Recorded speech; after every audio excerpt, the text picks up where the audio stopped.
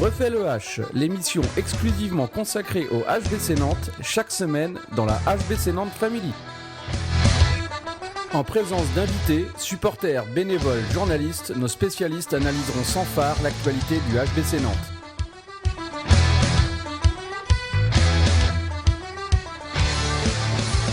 Bonjour à tous, bienvenue dans cette 15e émission de On refait le H, une émission bénévole faite par des fans pour les fans du HBC Nantes, une émission enregistrée ce soir dans les conditions du direct chez Yann. Chaque semaine, nous décortiquons l'actualité du H en compagnie de Mickaël, qui n'est pas là ce soir. Merci Mickaël, mais on pense à toi.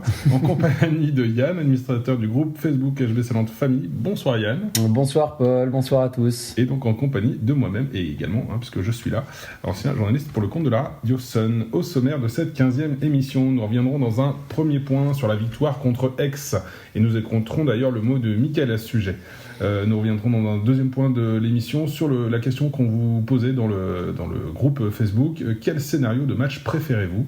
Enfin, dans un troisième point, nous reviendrons sur la victoire de la Nationale 1, victoire 39-33 contre Chartres. Et puis, nous évoquerons la question de la semaine, à savoir celle de Pierre Alban, qui nous demandait « Le H doit-il conserver Cavalcanti au vu de son rendement depuis plusieurs semaines et ses limites en attaque ?» Enfin, dans la dernière partie de l'émission, nous évoquerons le prochain match du H contre Montpellier et Mika, là encore, nous donnera son avis. Yann, commençons tout de suite cette 15e émission par le premier sujet, à savoir cette victoire contre Aix. Mais je crois, avant qu'on voulait écouter l'avis de Mickaël sur ce match. Ouais, c'est ça, on va écouter l'avis de Mickaël. Salut les copains, salut les auditeurs. Comme vous l'ont certainement dit Yann et Polo en début d'émission, je peux pas être présent pour l'enregistrement du jour. Donc j'enregistre ce petit message parce qu'il me tenait à cœur de vous donner mon avis sur deux choses. La première, un petit retour sur le match et la victoire contre Aix. Alors mon ressenti sur ce match, c'est d'abord beaucoup de bonheur. On a vibré sur cette belle soirée de handball. Je trouve que c'était une belle façon de terminer cette année 2019 que de battre l'un de nos concurrents directs aux places européennes. Et donc, je pense qu'on était tous très heureux hier soir avec cette belle victoire. Si je reviens un peu sur le scénario du match,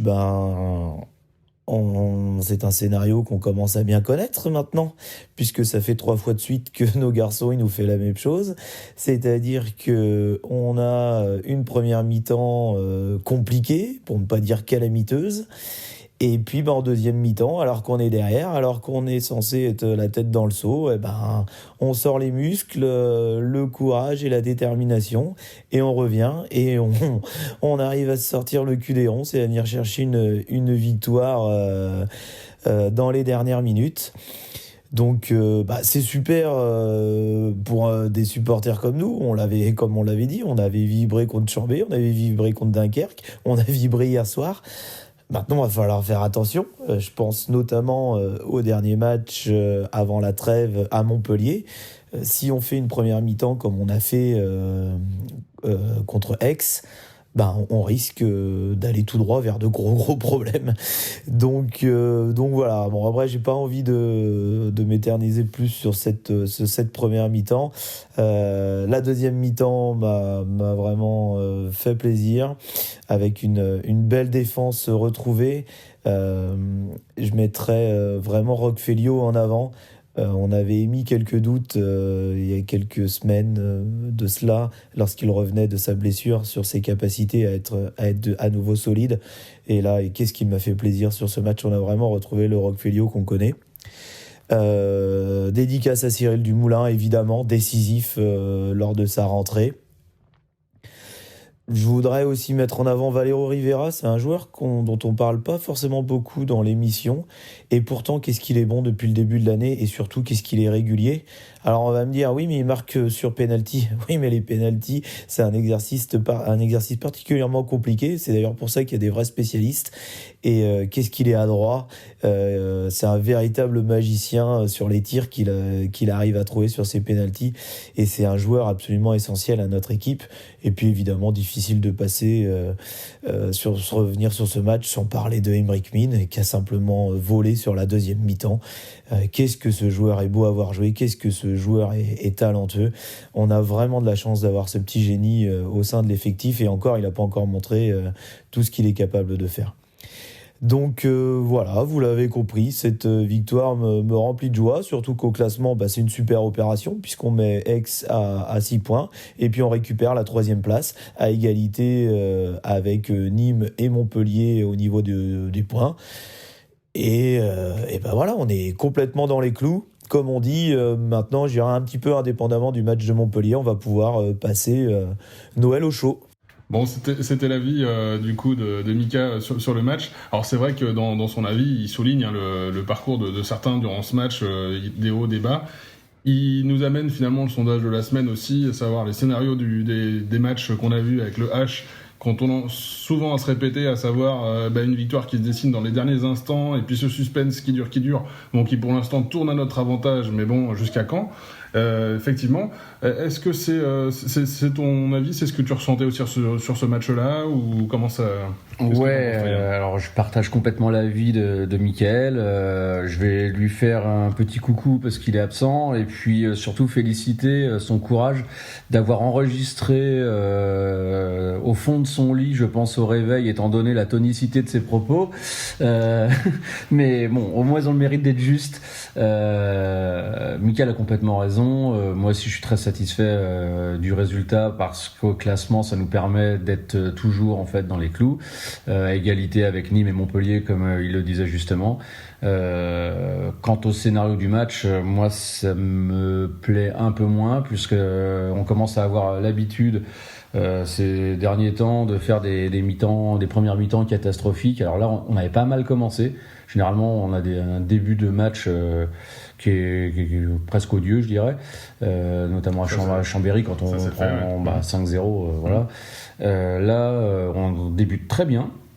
Et puis trou d'air encore, première mi-temps, Aix qui termine à la pause avec 3 buts d'avance, heureusement que 3 buts, parce que Kirill Lazarov nous en met un dans les derniers instants. Et c'est vrai qu'on se regarde à ce moment-là, on se dit, si tout le match est de ce niveau-là, on va pas faire les fiers. Hein. Ouais, exactement, on se dit que ça va pas être facile et qu'on est loin de la victoire, et parce qu'on a la tête sous l'eau, hein. Nicolas Clerc, qui faisait son retour à la fin du match, le dit clairement, pour faire un jeu de mots, au micro de Bink, il comprend pas comment on peut mettre la tête sous l'eau au HBC Nantes comme ça et disparaître en seconde période. Bien sûr. Alors ils ont disparu parce qu'ils sont moins bons. Le coaching d'Aix était pas terrible. Ça se voit encore lors des temps morts de Fernandez, puisque 2 fois c'est Nicolas Clerc qui a pris la parole, et à un moment donné il s'adresse à un de ses joueurs en le cherchant alors qu'il est juste devant lui. Bon, ça c'est les problèmes d'Aix, c'est pas les nôtres. On le sent que Nico Clerc, il a aussi envie de mettre la main. Alors il le faisait un petit peu au H, mais il y avait cette relation avec Thierry Henry qui était forcément différente. Mais là on le sent qu'il a envie d'être plus au cœur aussi. C'est alors peut-être parce qu'il sent qu'il y a une place à prendre. Bien sûr. Puis c'est le patron, voilà. C'est le patron, c'est le meilleur joueur de leur équipe, pour moi. Mais plus que Aix, c'est Nantes qui m'intéresse. Moi, c'est la réaction des joueurs. La réaction est vraiment belle, parce que je pense qu'à la mi-temps ils ont pris une petite soufflante. Ils sont motivés comme jamais. Rock, comme le dit justement Mickaël, a fait le boulot, était au four et au moulin en seconde période. À souligner, parce que l'importance de Rock, elle est capitale. On voit pas sur les phases offensives, mais c'est vrai que sur le reste du temps, il est là, il remotive tout le monde, et à un moment très important. C'est pas le capitaine pour rien. Il n'y a pas que l'aspect du jeu, il y a aussi tirer une équipe vers le haut par la motivation qui transpire de ce joueur. Sinon, que dire, Cyril Dumoulin tient la boutique, il sort de 7 mètres. Il revient très très bien, Cyril. Ouais, il revient très bien. Aymeric Mine, élégant, n'a pas peur de prendre ses responsabilités. C'est vraiment ne tremble pas. Ah ouais, ne tremble pas. Ouais. La seconde période fait vraiment plaisir à voir, mais par contre, on peut pas tenir. Et on n'a pas l'impression de voir la même équipe en première et en deuxième. Exactement. Et on joue contre Montpellier jeudi. Si on fait une première période indigne comme on le fait ces derniers temps, on va exploser en vol, parce que ça m'étonnerait qu'on revienne sur Montpellier à Montpellier comme ça en seconde période. Il y a quelques joueurs qui sont encore en dedans. Il y a la question de la semaine, on reviendra dessus, mais Cavalcanti, c'est vraiment pas ça. Je te rejoins, et en fait je pense que ce qui nous agace, on en discutait aussi après cette première mi-temps quand on est sorti boire un verre, on va pas le cacher. Effectivement, ce qui est agaçant, c'est qu'on connaît le potentiel de cette équipe maintenant, parce qu'on l'a vu sur certains matchs et à certains moments, on sait ce dont ils sont capables, et pour autant des fois on les voit complètement éteints, on les reconnaît pas, et c'est ça qui nous agace le plus. C'est qu'on sait qu'ils sont capables du meilleur et voir de choses très bonnes, et des fois on les reconnaît vraiment pas, ils sont vraiment en dessous de leur niveau, on a l'impression qu'ils écoutent pas, qu'ils sont pas à ce qu'ils font, qu'ils tentent des shoots qu'ils tenteraient pas d'habitude, et qui tentent pas de shoot surtout, et puis qui tentent pas de shoot aussi, mais des fois c'est soit un shoot par dépit qui va nulle part, soit sinon ils font rien. Donc oui, parce qu'à la mi-temps il y a 13-10, on prend 13 buts, c'est pas honteux. Par contre nous en mettre que 10 c'est pas normal, c'est pas normal. Donc oui, c'est très juste ce que tu dis. Ce qui nous met en rogne, c'est qu'on les sait capables de faire beaucoup mieux. Et d'ailleurs sur ce match-là, la seconde période elle est loin d'être parfaite, mais ça n'a rien à voir avec la première qui est complètement indigeste. Après, on retient la victoire parce que ça nous permet de coller aux équipes de tête. Puis ce scénario de fin de match aussi. Et puis ce scénario, c'est toujours plaisant d'exploser victoire en fin de match. Là, j'avoue que oui, là, on a laissé ces derniers temps, on est gâté pour ça, oui, ça c'est sûr. Alors justement, c'est ce que tu disais. En fait, cette question, l'avis de ce match, il est en corrélation directe avec le second thème de l'émission, à savoir, en fait, c'est la question qu'on vous posait dans le groupe. On vous demandait quel était le scénario de match que vous préfériez. Alors, il y avait trois réponses à ce sondage. La première, c'était peu importe la manière, tant que le H gagne à la fin. La deuxième, c'était la victoire après un match difficile et accroché. Quoi de mieux que l'explosion de joie après un but à la dernière seconde. Et enfin, la dernière proposition, c'était une victoire facile de plus de 5-6 buts. Vous aimiez voir le H dérouler son jeu et écraser l'adversaire. Voilà pour les trois propositions qu'on vous faisait. Alors, celle qui arrive en premier, c'est peu importe la manière tant que le H gagne à la fin. Ensuite, ça, c'est l'esprit compétiteur. Tout à fait. Ensuite, la deuxième, c'est la victoire après un match difficile et accroché. Quoi de mieux que l'explosion de joie après un but à la dernière seconde, je crois, c'est ce pourquoi j'ai voté. Et enfin, la dernière, celle qui arrive en dernier, c'est la victoire facile de plus de 5-6 buts. Et d'aimer voir le H écraser l'adversaire. Ton avis, Yann, sur ce sondage, ou ce que tu en penses, toi, ce que tu préfères? Oui, ce que je préfère. Alors, à mon âge avancé et ma santé fragile, on va dire que moi, une victoire facile en écrasant l'adversaire de 5-6 buts ou 6-7 buts, ça me va parfaitement. Alors oui, on peut s'ennuyer à un moment donné, mais si on gagne comme ça, on sera pas loin du peloton de tête. Donc c'est aussi ça que je vois. Et puis ces derniers temps, j'adore les victoires à dernière seconde comme à Chambéry ou autre. C'est un kiff monstrueux, bien plus qu'une victoire facile comme je viens de le dire. Mais quand c'est trop récurrent comme actuellement, il y a mon petit palpitant qui fait les siennes. Donc si vous pouviez me donner un peu de répit et allonger ma durée de vie, ça sera peut-être pas plaisir à tout le monde d'ailleurs ça. Mais si vous pouvez allonger ma durée de vie par des victoires faciles, moi ça me va bien. Je sais que Mika avait un avis différent. Lui, il aime bien les scénarios accrochés. Un peu extrémiste. Ouais. C'est ce pourquoi moi j'avais voté la victoire après un match difficile. Alors je te rejoins. C'est vrai qu'en termes de sensations, ça fait très plaisir. On extériorise vraiment notre victoire à la fin. Pour autant, effectivement, si tous les matchs pouvaient ne pas se gagner de cette façon-là, ça m'arrangerait aussi. Et j'aime aussi les victoires faciles, des fois qu'on déroule, qu'on fasse jouer les jeunes aussi, qui peuvent aussi montrer leur potentiel et puis garnir leur stats. Ça aussi c'est important parce que sur les matchs accrochés, finalement, on va quand même moins leur donner leur chance, sauf peut-être certains qui surperforment. Mais c'est vrai que en tout cas ce scénario, puis là en plus l'adversaire c'était Aix, c'est pas c'était un match capital puisque donc, ça nous permettait de les mettre à 6 points, donc c'est pas écarté mais presque une équipe à la course aux 3 premières places. Puis de gagner d'un point comme ça à la fin, ça là pour coup, on a vraiment... C'était une vraie extase. Hein. Et Mika, ça lui plaît, mais c'est son côté cascadeur, l'homme qui tombe à pic, hein, oui. on le sait. Puis on le sent, c'est comme dans son intervention, il aime bien les choses violentes comme ça, voilà, qui ont du rythme. Hein, c'est ça. Oui. On va passer au prochain thème de l'émission, hein, c'était à savoir la victoire de la N1, victoire, on le rappelle, un 39-33 contre Chartres. Encore une victoire de la N1, j'ai envie de dire, qui roule, hein, qui est sur son rythme de croisière.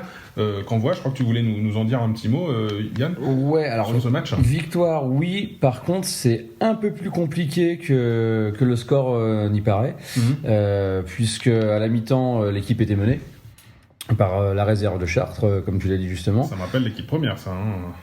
Ouais, il y a un peu de ça hein, dans ce que tu dis là, c'est assez juste. Bon après, on va redire encore la même chose. C'est une équipe qui vient de National 2, qui est 4e du classement grâce à cette victoire. Et puis on va retenir les performances toujours des mêmes joueurs. Citons-les. Hein. Ouais, moi j'ai eu l'occasion de le féliciter personnellement aujourd'hui. Andreas Hoffmann encore, 13 arrêts. Très régulier.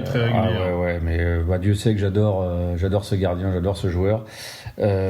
Matteo Fadwil, bon, avec un peu de déchets puisqu'il est à 8 sur 14, mais bon, 8 buts quand même, et ça veut dire qu'il prend des risques.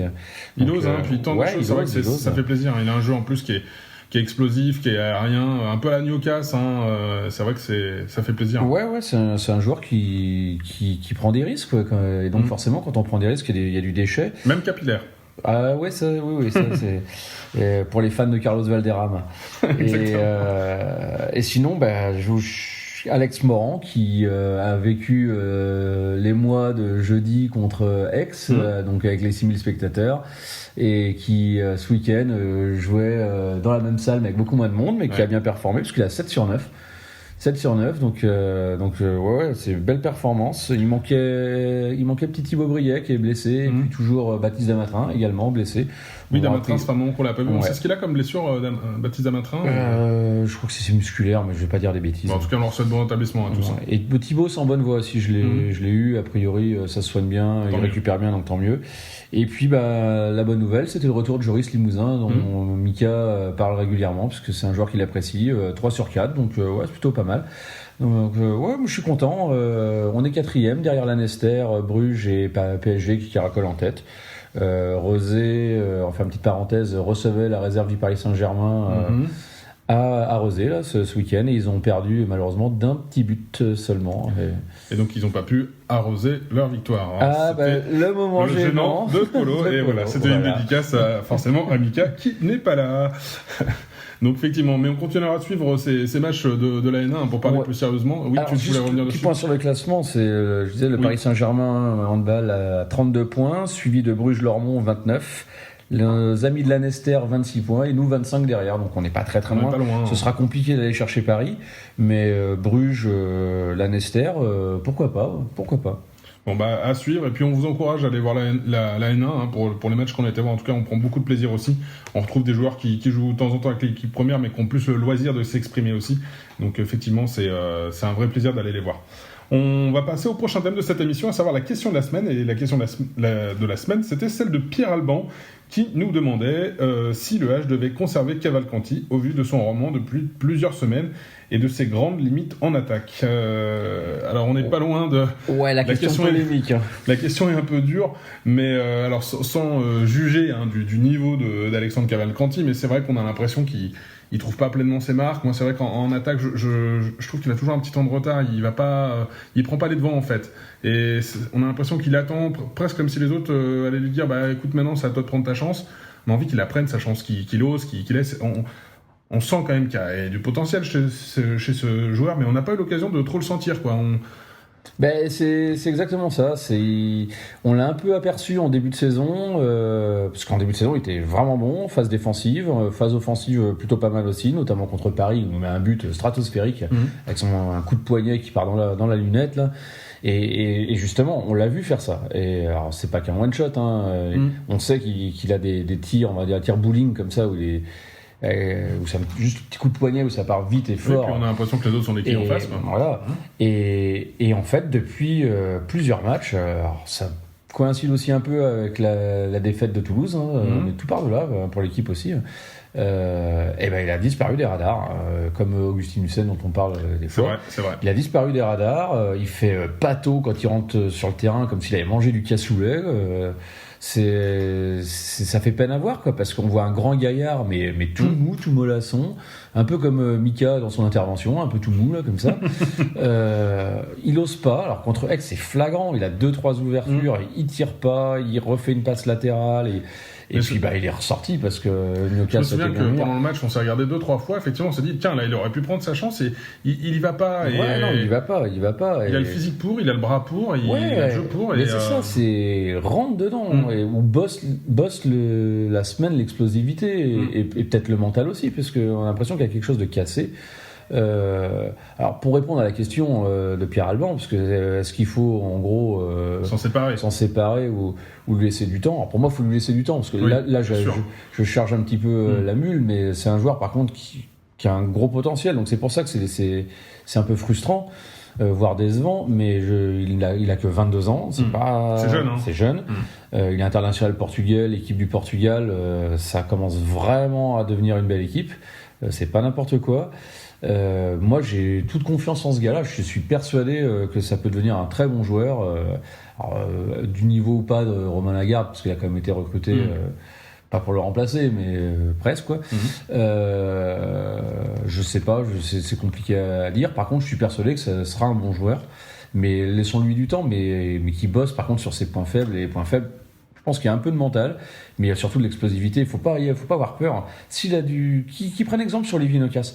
Olivier Nocas, c'est pas le même morphotype de joueur. Tout à fait. Mais Olivier, il a du déchet en lui, et il a souvent été allumé et souvent eu des critiques à ce sujet parce qu'il a du déchet. Mais il a du déchet parce qu'il prend des risques. Il tente beaucoup. Il tente. Bien sûr. Et il en met beaucoup aussi. Il en met aussi beaucoup. Et c'est quelqu'un qui peut, à un moment donné, nous sauver la mise quand on est en difficulté, parce qu'il va oser quelque chose.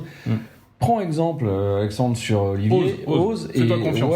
Et fais-toi confiance, parce que tu as le bras pour, tu as le physique pour. T'es un peu plus lent, mais tu travailles l'explosivité. Il me fait penser à un gars qui était à Montpellier, qui est parti à Brest, là j'ai oublié le nom, le français, grand costaud. Vous nous le redirez dans les commentaires si vous retrouvez le nom. Montpellier, qui a joué à Paris, qui était assez lié l'année dernière. Mince, je retrouve plus. Bon, peu importe. Je l'ai sur le bout de la langue. Bout de la langue, mais vous voyez bien qui je veux dire. À Cambrai, voilà. William à Cambrai. Qui est au PSG maintenant. Non, qui est à Brest mais qui était passé par le PSG. Qui est passé par le PSG, Et qui était un grand costaud arrière-gauche comme ça, et qui, malgré son physique, arrivait à être explosif. Il avait bien performé en équipe de France aussi. Super bon. Bien sûr. Et je pense qu'Alexandre Cavalcanti peut être ce type de joueur, carrément. Puis il a une fin de patronyme qui a laissé une grande place dans l'histoire du H, donc on lui souhaite la même réussite. Ouais. En espérant que ça se termine pour notre boudin non plus. Mais, oui, ça se termine mieux, mais en tout cas... je suis persuadé que laissons-lui sa chance, gardons-le, parce que c'est un joueur en devenir et il a toute sa place au HBC Nantes. Voilà, puis s'il peut exploser en fin de saison, on sera bien content de l'avoir regardé. Donc, on va évoquer le prochain thème de l'émission. Comme à chaque fois, en chaque fin d'émission, on aborde le prochain match. Et le prochain match, c'est contre un adversaire qu'on aime beaucoup. Quand on gagne. Quand on gagne, évidemment, c'est Montpellier. Alors bien que Mika soit absent, il voulait nous en dire également un mot à ce sujet. On va l'écouter tout de suite. Donc je voulais vite fait revenir sur le match de Montpellier. Donc un match forcément hyper compliqué. Pour moi, Montpellier est la deuxième meilleure équipe en France. Donc aller jouer là-bas, on sait que c'est toujours très très difficile. Et puis en plus ils réalisent une première partie de saison vraiment exceptionnelle. Ils ont été très bons en championnat, ils ont fait un super parcours en Ligue des Champions en affrontant des gros clubs chaque week-end. Donc non, vraiment il y a du solide. C'est un club un petit peu à notre image qui s'est beaucoup renouvelé avec le départ de Guigou qui a fait beaucoup parler. Il y a eu quelques départs comme ça, Bonnefond aussi parti, Viscandicic, enfin voilà, il y a eu pas mal de joueurs partis. Mais leur recrutement était vraiment très efficace, avec notamment un joueur que j'aime beaucoup, qui est Hugo Desca, que j'espère on verra pas beaucoup, parce que c'est vraiment un mec qui met beaucoup de buts dans une rencontre. Notamment, on a, entre guillemets, de la chance, le Portugais Duarte ne sera pas là parce qu'il est blessé, mais il y a encore énormément de joueurs de très très haut niveau. Les incontournables, Gréby, Porte... Sego, le gardien qui vient d'arriver aussi, qui est très performant. Donc il y a vraiment un très très gros collectif. Ça va vraiment être un match très très difficile.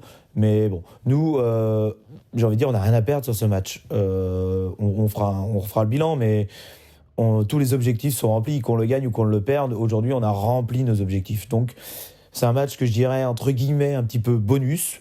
Faut tout donner. Allons-y, on n'a rien à perdre. On donne tout, on se livre à 200%, et puis on verra bien, on comptera les points à la fin du match. Mais sur ce match-là, il faut pas se poser de questions, et de toute façon, si on s'en pose, ça va être compliqué. Donc voilà, 2 choses, y aller à fond, mettre beaucoup d'intensité, pas se poser de questions, et surtout, s'il vous plaît les gars, réussissez la première mi-temps, sinon ça va être compliqué. Voilà, pour terminer, le pronostic qui tient à cœur de Polo, je pense malheureusement qu'on va s'incliner de 3 buts. Mais j'espère qu'on va gagner. Mais voilà, mon pronostic sera victoire de Montpellier de 3 buts. Alors voilà, donc c'était l'avis de Mickaël sur ce match contre Montpellier. On l'a vu quand on a écouté son avis sur le match. On n'a pas tout à fait le même avis. Ouais. On pense pas, je crois tous les deux, que ce soit un match bonus. Non, pas du tout, non. C'est quand on voit autant je partage son avis sur le fait que ça va être un match compliqué. Ah, ça c'est sûr. Et que si on reproduit la même première mi-temps que sur les derniers matchs, ça va être très compliqué. On va exploser en vol. Voilà. Par contre, je ne pense pas que ce soit un match bonus. Parce que déjà, il n'y a pas que Montpellier au classement. Il y a Nîmes qui est aussi à égalité avec nous. Il y a Toulouse qui est pas loin. Aix qu'on a mis un peu à distance, mais voilà. Si on veut être dans les clous des objectifs annoncés en début de saison par le président Pelletier, c'est-à-dire la Ligue des Champions, donc les 2 premières places, c'est le genre de match qu'il faut performer. Il faut qu'on soit bon, qu'on ramène des points. Donc qu'on soit bon. C'est un adversaire. Il faut ramener des points. Bien sûr. Voilà. C'est un adversaire direct à Montpellier. Ils sont juste derrière nous au classement. Non, ils sont derrière nous, oui, au classement, mais à égalité de points. Bien sûr. Et donc, Nîmes aussi est à égalité de points. Puis nous suivent en termes de défense. Nous, on a la 2e défense. Ils sont la 3e. En attaque, ils sont pas très loin non plus. Enfin, voilà, c'est une équipe du même niveau. Il n'y a pas de blague, effectivement. Il ne faut pas avoir un trou d'air en première, parce que là, on n'aura aucune chance de le tomber en deuxième. Alors, je suis d'accord avec Mika qu'on n'a rien à perdre, on a tout à gagner, que Montpellier a sans doute une plus belle équipe que nous, et ce sont 2 équipes qui se ressemblent, puisque Nantes comme Montpellier ont bien renouvelé leur effectif en début de saison. On peut leur mettre à jouer pour des raisons différentes, mais... Ouais. Après, la différence avec Nantes, c'est que les joueurs qui sont arrivés à Montpellier sont des joueurs qui sont déjà confirmés. Hugo Descat, c'est un jeune joueur, mais qui avait déjà été très bon à Créteil, qui avait été très bon à Bucarest où il était. On connaissait pleinement la valeur du gars. Chez Go, c'est le gardien de l'équipe de Croatie. Duarte, qui sera absent, mais qui est un excellent joueur portugais. Il est si ce n'est le meilleur, qui vient de Barcelone. Non, il y a vraiment du niveau. Nous, on a pris plus de risques en allant chercher, en faisant des paris avec des Augustinussen, des Cavalcanti. Voilà, c'est... Montpellier, c'est autre chose. C'est entre Porte, Melvin Richardson, même Vimino, le petit Vimino qui est super bon, Gréby... il y a du lourd, donc ça va être très très compliqué, et c'est pas du tout un match bonus. En tout cas, c'est mon avis. Non, mais je te rejoins sur ce côté bonus. Pour moi, bonus, c'est un match où c'est quelque chose en plus. Là, non, c'est un match décisif quand même. Ouais, c'est un match charnière, pas un match bonus. Charnière, décisif, vraiment, qui revêt une importance particulière. Puis Montpellier, dans l'histoire du championnat de France de hand, c'est Montpellier. C'est quand même un club qui compte. C'est le plus grand club français. C'est un des plus beaux palmarès aussi. C'est le plus beau. C'est le plus beau palmarès. Et une victoire contre Montpellier, c'est pas une victoire contre Rennes. Voilà, un petit taquet pour nos amis rennais. Mais donc c'est aussi un match, même pour les joueurs, en jeu. Quand on sera à Montpellier, à Bougnols, si on performe, c'est aussi un match sur lequel on est plus en vue. Si on ramène une victoire de Bougnols, on peut légitimement en être très fier. Notamment là, cette année, si on ramène une victoire de Montpellier avec les objectifs qui sont les nôtres et les difficultés qu'on a à tenir 60 minutes à haut niveau, ça veut dire qu'on aura marqué un sacré coup. J'ai pas demandé grand-chose au Père Noël, mais si nos joueurs pouvaient nous ramener une victoire de Bougnols, ça me suffirait grandement comme cadeau. Avec la manière, ça sera encore mieux, ça sera un plus beau cadeau, mais on espère et on a confiance en tout cas, enfin moi c'est mon avis, qu'on aura une belle mi-temps de nos 2 gardiens, puisque chacun sur des matchs différents ou sur les mêmes matchs ont pu nous prouver leur potentiel et leur talent. On espère aussi que les joueurs qui sont en méforme auront peut-être la possibilité de prouver leur valeur sur ces matchs-là, puis ceux qui nous réjouissent depuis le début de la saison continueront à le faire. J'ai pas trop d'inquiétude à ce sujet. Mais c'est vrai que c'est un adversaire important et on a hâte de voir ce que ça peut donner. Ouais, je pense, de toute façon, j'ai pas de certitude, mais j'ai au moins celle-ci. Je pense que l'équipe sera présente comme elle l'avait été contre Nîmes. Alors malheureusement contre Nîmes, on perd d'un but, ouais. mais dans l'engagement, l'équipe était là. Contre des gros, mentalement, on sera là. Parce que sinon, on sait qu'on explose. Bien sûr. Donc, on sera là. Après, si on prend l'eau rapidement, parce que la première mi-temps est la même que lors des 3-4 derniers matchs, mentalement, ça va être compliqué de sortir la tête de l'eau face à une telle équipe, à une telle armada. Si on arrive à rester au contact le plus longtemps possible, on va les faire douter, c'est évident. Et c'est exactement ça, l'idée c'est de leur insuffler à eux le doute et pas nous de l'avoir pour se dire tiens, qu'est-ce qu'on peut faire en deuxième pour recoller au score. C'est ça, c'est ce que disait Mika, on a tout à gagner, on n'a rien à perdre. Voilà. Donc, bon. À la différence près que pour les pronostics, moi j'envisage pas une défaite. Voilà. Je n'envisage jamais de défaite de mon club. Et... C'est bien, je respecte cet avis. Je suis pas loin de le partager. Je vois, moi, une victoire, mais je vois une victoire à l'image de ce que j'ai voté dans le sondage. Je vois une victoire d'un but à la dernière seconde. Je pense qu'on n'en mettra pas 5 d'écart à Montpellier. Sur un jet franc comme de Lazarov. Alors, sur un jet franc de Lazarov, ça me ferait très plaisir. J'aime beaucoup ce joueur, vraiment. Si c'est Nicolas Tournat, même si c'est Émile qui le marque, ou Cyril, je serais ravi encore. Mais une victoire d'un but au dernier moment, moi, ça me va tout à fait. Ouais, je vois une victoire également, une victoire de nos joueurs dans les dernières secondes de jeu, et d'un but également. Toutes les victoires de toute façon sont quasiment à l'arraché en ce moment, donc je les vois bien aller gagner à Bougnols avec d'un but, avec les tripes. Mon cœur jaune et violet se porte très bien, même avec des victoires de un but. Donc, je suis tout à fait pour ce genre de victoire. En tout cas, merci beaucoup Yann, merci Mickaël, même à distance. J'espère qu'il est sorti de son lit. Oui, qui s'est remis. On lui souhaite un bon rétablissement. C'est vrai que il n'a pas le soutien du coup de l'équipe, du staff médical du UH, mais on espère qu'il va s'en sortir quand même. Et puis, en tout cas, merci à vous pour vos avis sur le groupe, sur l'émission. Et puis, n'hésitez pas à venir nous voir à l'occasion des matchs. On aura toujours plaisir à discuter avec vous de toutes ces rencontres. Je voudrais juste faire un petit aparté pour dire encourager les supporters de Nantes qui seront présents à Montpellier jeudi. Parce que pour info, on enregistre l'émission aujourd'hui et on fera une autre émission de clôture qu'on vous diffusera la semaine prochaine avec une petite surprise. Ça sera notre cadeau. Notre cadeau qui arrivera pour janvier. Voilà. Merci beaucoup. Merci, bonne soirée à tous.